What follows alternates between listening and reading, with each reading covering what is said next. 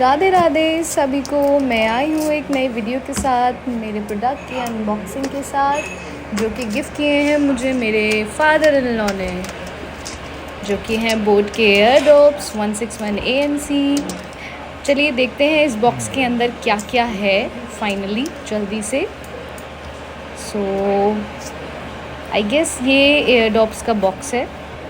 अच्छा okay, I guess right. Very beautiful box, very nice colour. साथ ही साथ मुझे यहाँ पर ईयरडोप्स के रबर्स मिले हैं, जो कि साइज़ अकॉर्डिंग है, छोटे और बड़े। और मिला है मुझे साथ में charging cable. And this was the only video for unboxing of Boat Airdopes. Thank you, do subscribe my channel.